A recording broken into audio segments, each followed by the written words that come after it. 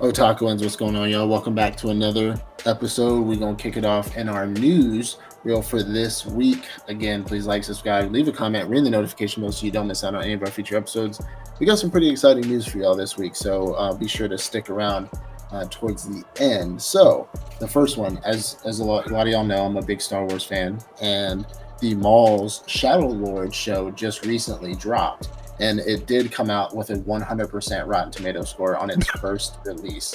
Now, there's two rating people that I hate: IGN and Rotten Tomatoes, right? There's a meme in the community, in the cinematic community, essentially, with I guess you can call them, I don't know, commenters, people that do reviews, things like that. And if Rotten Tomatoes gives it a really good score, then it's really bad. And so I'm kind of concerned, but it is Star Wars. I know who directed Maul Shadow Lord, and who worked on the animation, and I don't think it will be bad. I think Rotten Tomatoes has like contracts with certain companies where they can't give them lower scores, because usually when Disney stuff comes out, they never give them a bad score, even if it's crap. So we'll see how this one goes. I definitely have to check it out because it has dropped on Disney Plus, so be sure to check that one out. On top of that Star Wars news, something that a lot of people who may or may not be Star Wars fans but know about Star Wars may think that this is long overdue, especially since Star Wars has been out for almost 30 years. An official galaxy map of the Star Wars universe has been finally released, and it's something you'll be able to see the locations of your favorite events, favorite locations of planets, things like that. And it's an entire galaxy, and it shows all the different star systems. Now, some people obviously were like, well, this has been out, and this is, people, we've had maps before, but not necessarily. A lot of the maps in the Star Wars community that have been out are actually fan-made maps, and they just put them where from all the codexes, content books, data books, where they figured these planets and solar systems would be. But Star Wars Official has put this map out, and it's a pretty good map. And David is going to obviously throw up like what the map actually looks like, for the video, so you'll be able to see it. But this would be a fantastic poster. I probably would make this a poster and put it on my wall because it's absolutely great. So if you're a big Star Wars fan, check it out. I doubt posters are going to be dropping that soon. But they're all about that money, so I would be dropping posters if I was them. But it's something you can definitely hang on your wall and just kind of get a look at your favorite locations. Fire Force, my heart. Fire Force, the anime has officially ended.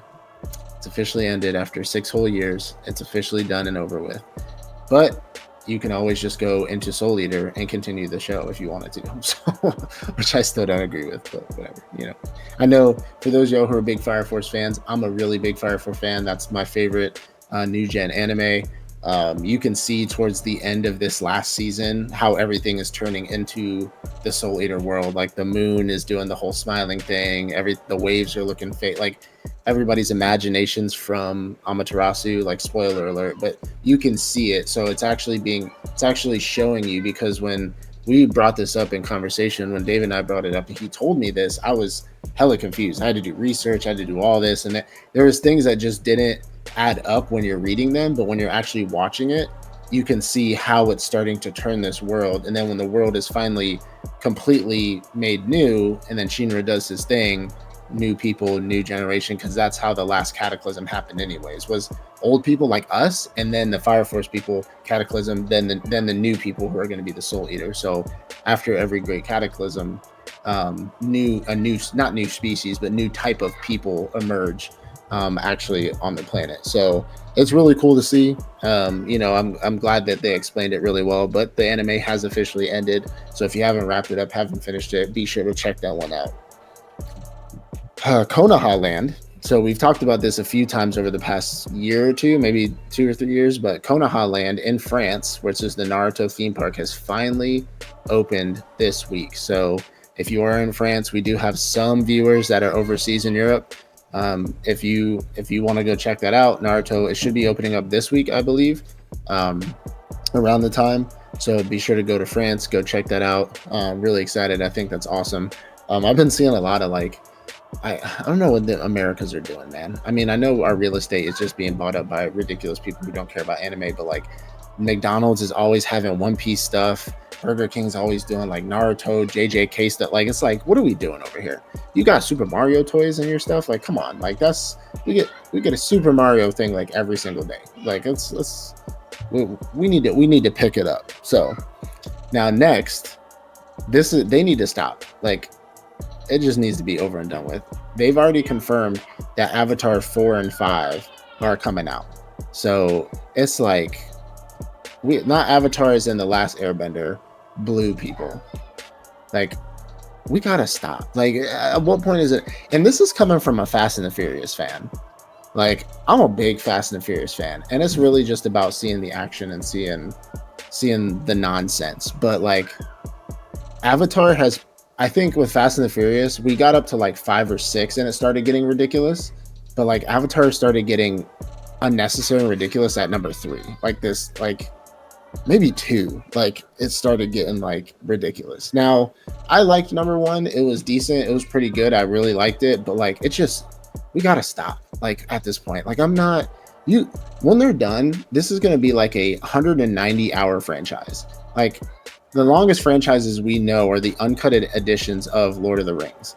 And those are like 3.5 hours long. But I can sit in a theater and watch all 3 of them back to back to back if I had to. But Avatar, it's like, come on.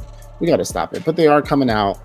If you're a big Avatar fan, no hate. But be sure to be on the lookout for 4 and 5.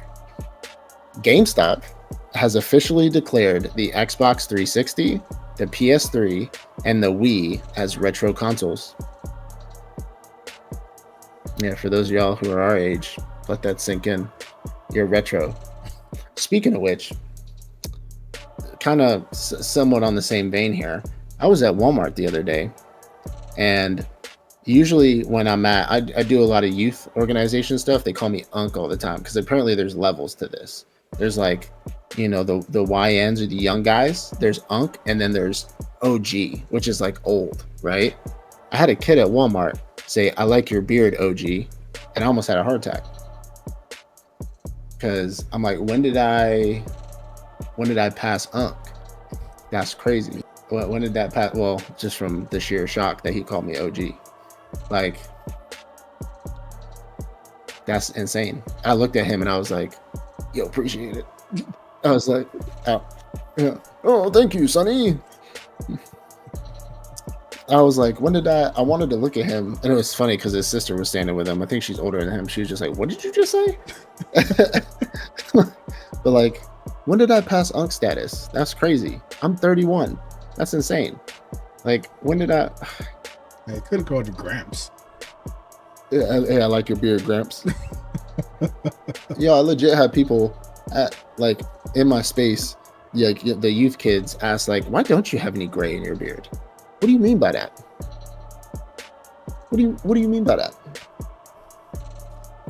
And that's not the point, because I do have some. They're just hidden behind the fluff. But what do you mean by that? Why don't you have gray? Why aren't you dying? Why aren't you dying, silly? Why aren't your hairs dying? Why isn't your atoms in your cells slowly stopping to duplicate? Keep stressing me out with all these wild questions. They gone. Yeah. Like, anyways, but GameStop, count your days. That's all I gotta say. Count your days, because nobody comes to you anymore anyway. So I don't want to hear it. All right. One of us saying that. Count your days. Count your days, GameStop, because you can be just like what's that? Blockbuster. Don't worry. Yeah, don't worry. Give it 5 years, 10 years. You're gonna be just like Blockbuster. Watch. Anyways, something I'm pretty excited about. Yeah, I wish they'd have put their money back into the show that they already had out. Resident Evil is doing a reboot, but it's going to be a fast-paced 90-minute horror short. So it's going to be a 90-minute horror short that's supposed to be like a super fast-paced horror short that's just a one hit. And it's supposed to be really good. It's supposed to be fantastic, everything like that. However, I know that the show on Netflix got a lot of hate. But I loved it. I mean, we've talked about it before. These video game adaptations, like, I can separate them from what they are and what they're not. And I just enjoy zombie stuff. I enjoy, like, we talked about The Last of Us. We talked about so many other shows that come out that are like The Witcher, things like that. Like, as much as Liam Hemsworth was not a good Witcher, I can still enjoy the show because it's The Witcher. And so I wish they would have put their money back into the criticism that they got from the show and maybe just made it a little bit better. Because for me, I could watch it. And if you just make it better, then that's even better for me. And I know there's a lot of people out there that say that. So, but they're supposed to be doing a quick 90-minute horror short. We'll see how that goes at the end of the day. But I mean, good luck, Resident Evil, because we need to put our money into things that matter. Because you already did all the movies, and then you try to do a show, and then you canceled it because you got bullied. So that seems stop being cowards. And then now you're doing just a 90-minute horror short just to like give some. Here you go. Like, is this good enough for you? Like, just put the show back out or make another movie. Like, make another movie. So just restart the franchise again. I mean, we're putting our money into crap. So I digress. Anyways. The Boys. So The Boys season 5 is coming out in 2 days. For those of you who are big The Boys fans, season 5 apparently, which isn't, if you really look at the Rotten Tomato scores on each season, it's gotten the highest ranking Rotten Tomato score out of all of its seasons, which isn't actually surprising because if you've noticed, when you look at season 1, 2, 3, and 4, it increasingly, it's like in the 80s, low 90s, high 90s, or mid 90s, high 90s, and then it's going to be in the highest of 90s than season 4. And that's not very, if you're really looking into it, that's not very surprising, only because The Boys was very much a passion project of the creators of it, where Amazon told them you should not, like, they gave them the money to do this. It was more so like make your own mistakes or don't do it at all kind of deal. From what we heard and what we've seen and read about the creation of the show from the comic book, because we know who have watched it, it's a very, very vulgar, graphic, gory type of show with like super bad jokes and like all kinds of stuff. And people were saying this is not a good idea. Like this show, making this a show is not a good idea because it's not going to be received well, especially this day and age, things like that. And when the first season dropped, it got a low Rotten Tomato score because it was very much, I mean, very, very much terrible. But then it started becoming popular. People started liking it and things like that. However, and this is my own opinion, Rotten Tomatoes has been known to, which is one of the reasons why I don't like Rotten Tomatoes. Rotten Tomatoes, just like IGN, has been known to rate things higher that are more on the woker side or more on the like, I guess social economical current side, essentially, like whatever's going on in the world, if they're on the side that the woke people are on, then they rate it higher. And with The Boys, if you start noticing, and this is maybe a short conspiracy theory for The Boys, the more episodes the more seasons that were coming out, the more they started leaning towards that woke side, and essentially like them winning and them being okay, like them making the jokes and like comparing the bad guys to people that are in our political standing right now. And so their score just kept going up and up and up. And so because they started doing current events and issues in this moment, you started noticing their scores start going up. So we'll have to see how, season 5 goes, but I know they've been slowly pulling away from the actual comic books, because the comic books in like 3 and 4 are almost complete opposites because they just started to go to like woke issues and all this other nonsense. So season 4 was not that good in my personal opinion, but we'll see how season 5 goes. Along with that, they're also doing a spinoff with Soldier Boy, which we know is Jensen Ackles from Supernatural. And so they're supposed to be doing a spinoff with him. And it's supposed to be his own standalone show. So we'll see how that goes, because he's always been one that just doesn't give a shit about anything. And they made his character like that. So hopefully this show is a lot better and they just do what they want to do instead of do what they think is going to be popular. But it should be coming out pretty shortly. The Boys season 5 is airing on the 8th, though. We'll get season 1 for that one. Now, I'm not really big on calling out like celebrities themselves unless it's like super pop culture.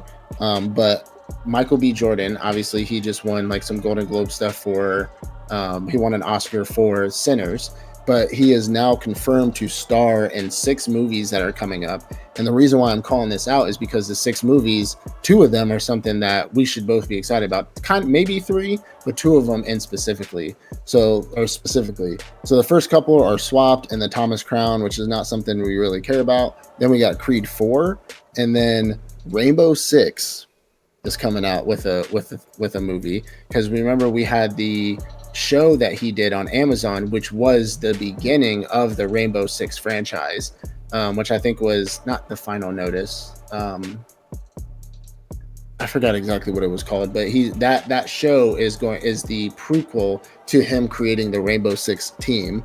Then we got Miami Vice, so he's going to be coming out. They're doing a reboot of Miami Vice, and the next one I'm excited about is I Am Legend 2.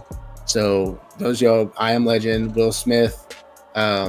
If you don't know, you should know by now. There was an alternate ending because Will Smith is starring in number 2. But if you got the DVD, which I do, there's a second disc that has an alternate ending where Will Smith doesn't die. And this isn't a spoiler. This movie's been out for 20 years. So there's an alternate ending where he doesn't die. And Michael B. Jordan is supposed to be starring alongside him. I don't know if it's going to be like his son or just another man he meets or whatever the case is, because his son was supposedly had died in that helicopter crash with his wife. When they were fleeing the island in the first film. But I'm really excited, especially for Rainbow Six and for I Am Legend 2. And then Miami Vice. I watched Miami Vice back in the day with my mom. So, I think that'd be pretty cool to watch. Last two things on the docket. The Zelda film, so the Zelda live action movie, is going to be recording on the same exact New Zealand set that Lord of the Rings recorded on. So it's going to look absolutely fantastic, absolutely beautiful. I know what Zelda is. I've played a little bit of it. I've never been a huge Zelda fan, but I know, especially if they're filming in the same New Zealand area that they did Lord of the Rings, one, we're going to see some key locations and do the whole Leonardo DiCaprio meme. It's like, oh, and like point it out. Like I see, they're taking the hobbits to Isengard, and we're going to see probably that rock and that hill. But I know that one's going to be absolutely beautiful. Now, a little bit on the kind of the horror side. I don't really do a lot of horror stuff, but something I'm kind of interested in because technically it's an SCP. A24, who is a big horror film producer and film studio, is recording the Backrooms movie. So if y'all don't know what the Backrooms are, and just a quick rundown, the Backrooms are essentially an interdimensional space that if you stand at the right place, at the right time, at the right angle, with the right amount of pressure, with the right amount of atoms touching. So there's always that conspiracy that if you like touch something a bajillion times, like eventually the atoms will line up perfectly where you can pass through it. Well, that's the idea of the Backrooms. And then you'll fall through the floor, you'll fall through whatever space you're in, and then you'll end up in these back rooms, which is essentially like a massive office with a bunch of office rooms, and it's a completely yellow and green area, and you're essentially chased by a monster and you have to survive and save. There's video games on it, there's stories on it. Technically it is an SCP, so if y'all are, I don't know if y'all are big SCP fans, but special containment procedures where they try to contain anomalies.